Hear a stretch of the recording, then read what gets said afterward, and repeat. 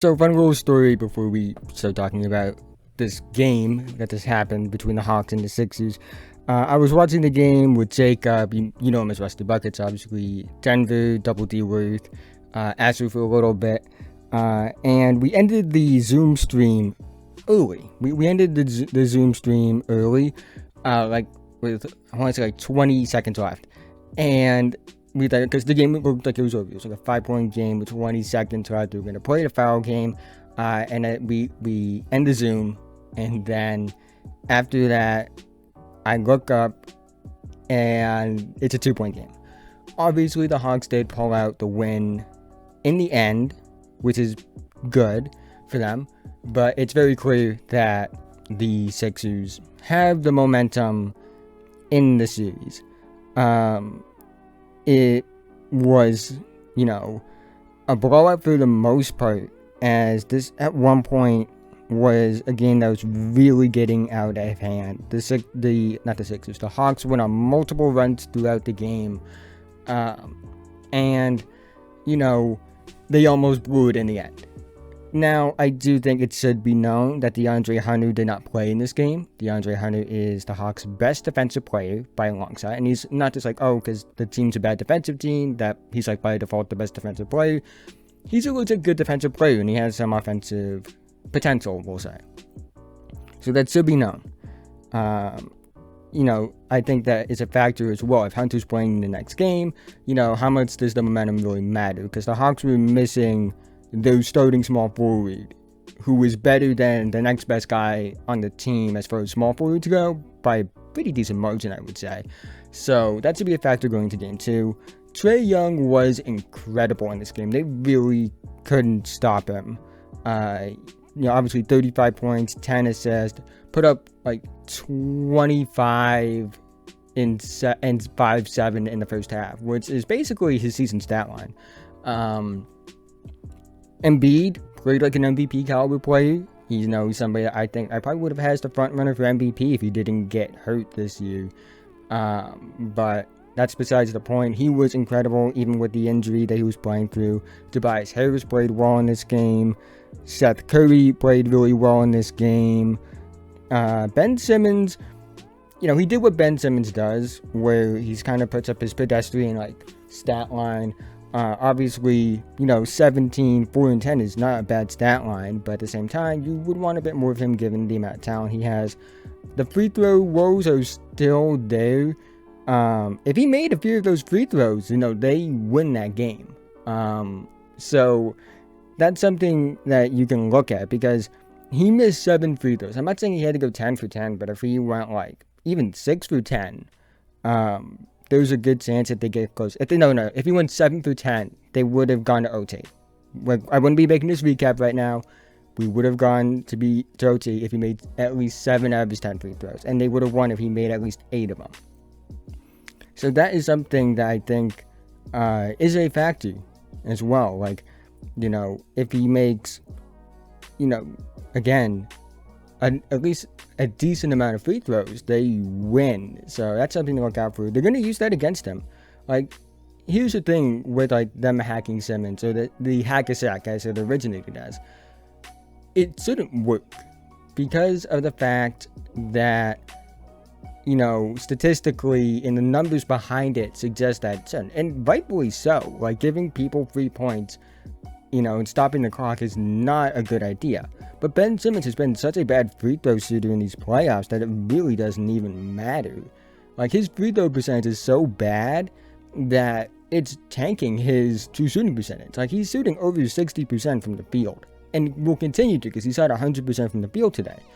But the free throw shooting is so bad that it takes him from an above 60 field goal percentage to a below 60 true shooting percentage. That goes to show you how bad he's been at the free throw line. But he did a lot of things well. He did what you expect him to do, but you just want to see a bit more out of him. When it comes to the bench, Matisse Thybulle had a bit of an outlier offensive game. 4 for 6 from the field, 2 for 4 from 3, 10 points. Other than that, Furkan Korkmaz played a few minutes. Tyrese Maxey played as well. It was interesting to see him. Okongwu, another rookie, this time for the Hawks. he played as well. He had 4 fouls during 12 minutes, so he didn't play too much. Kevin Huerter was very good off the bench based off what I saw. Lou Williams hit some tough shots. Bojan Bogdanovic looked pretty good. John Collins looked pretty good. Clint Capella did what he did best.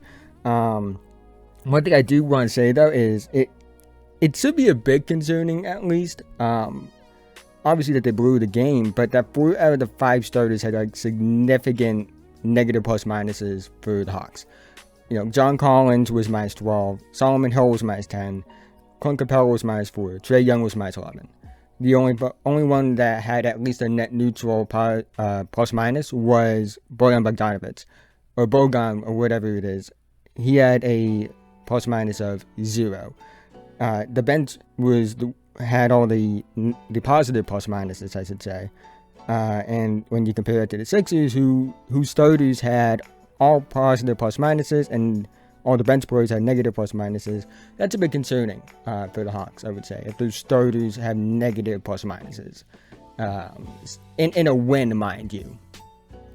But yeah, I seriously thought the Hawks were going to blow this game at one point, because it got down to 2 points, and then, eventually they pulled it out with the win. But again, the Sixers have all the momentum. Even with Hunter coming back, they do. So it should be interesting how it goes.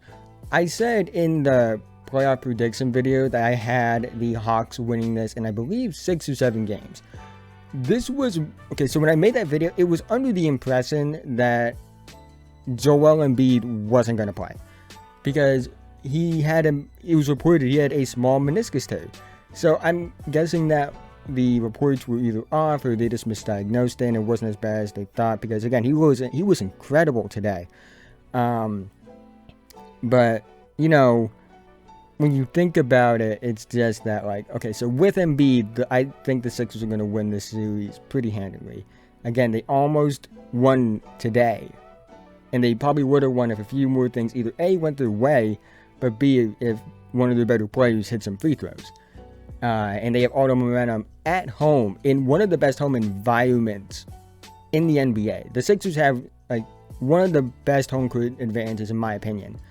When they're playing well, obviously. When they're not, it can be pretty toxic. But still, when they're playing well, it's hard to face them when they have momentum at home, because those fans are just so energetic and they're so crazy and they bring so much passion. It's just that it's hard to play against. And we'll see how the Hawks come out in Game 2. Hopefully DeAndre Hunter will be back.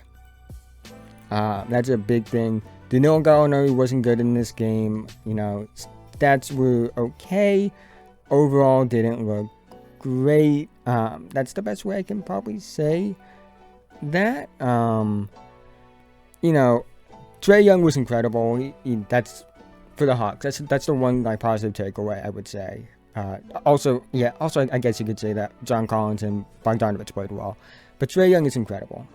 This is a positive takeaway from this game and the future, because he's showing that he can be one of the best players on a contender one day. Anything can happen in this series, but I think even in a loss, the Sixers are in the driver's seat for the series. Again, just because that momentum at the end of the game was a game changer. And again, I seriously thought the Hawks were going to blow this game. They couldn't handle full court pressure. They couldn't handle the press. And that's something I think the Sixers will continue to use against them moving forward. They can't handle that press. And it's really something that you would expect, to be honest, out of a team like the Hawks that are very much... They have guys that can somewhat create for themselves, like Bogdanovic and like that, but it's not at a level that's like consistent. And really the only real guy that could probably handle the basketball like that is Trae Young. It's very similar to what happened for Trae Young in college, where, at Oklahoma, they would just press. West Virginia would just press this team, and, it really affected them, because when you only have one real, offensive initiator, and it's very much a heliocentric kind of offense, in my opinion. I don't know that completely, I'll be quite honest with you. I'm not necessarily good enough to, as a basketball mind, to say something like that, but it's very much like it's Trey. Trey is the team. Like, they go as far as Trey can go. And Trey Young got them to win. I don't care what the plus minus said. They would not win this game without Trey Young being as good as he was today. However, and even also against the other guys. But again, you can't blow a game like that.